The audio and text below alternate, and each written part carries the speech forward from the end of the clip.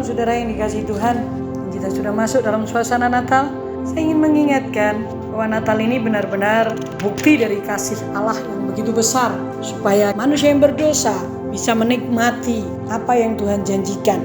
Nah saudara, itulah sebabnya hari ini saya ingin membacakan kitab Yeremia 10 ayat 23. Yeremia berkata begini, "Aku tahu ya Tuhan bahwa manusia tidak berkuasa untuk menentukan jalannya, dan orang yang berjalan tidak berkuasa untuk menetapkan langkahnya." Ini satu ayat yang benar-benar memberkati saya, menyadarkan saya bahwa manusia itu rapuh.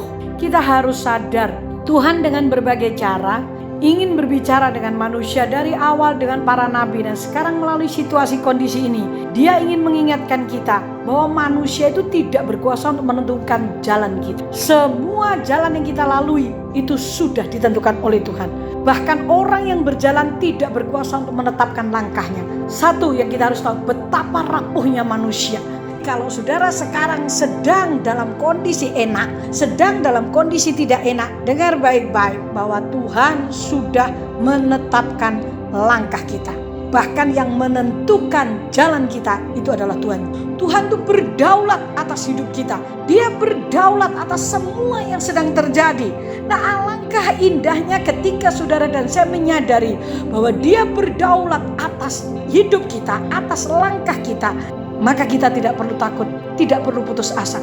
Karena selama saudara dan saya mengasihi Tuhan, melekat kepada Tuhan, maka langkah kita, jalan kita pasti dituntun oleh Tuhan. Daud berada dalam lembah kekelaman, tapi gada dan tongkatnya Tuhan ada padanya. Itulah sebabnya kita harus mengerti bahwa Dia menetapkan langkah-langkah kita. Raja Daud berkata bahwa Tuhan menetapkan langkah-langkah orang benar. Apabila ia terjatuh, tidak sampai tergeletak karena tangan Tuhan menopang dia. Mari kita disadarkan bahwa kita tidak berkuasa untuk menentukan jalan kita. Kita juga tidak berkuasa untuk menetapkan langkah kita. Satu-satunya yang berkuasa adalah Tuhan. Kalau engkau sedang ada di puncak, jangan sombong, karena itu Tuhan.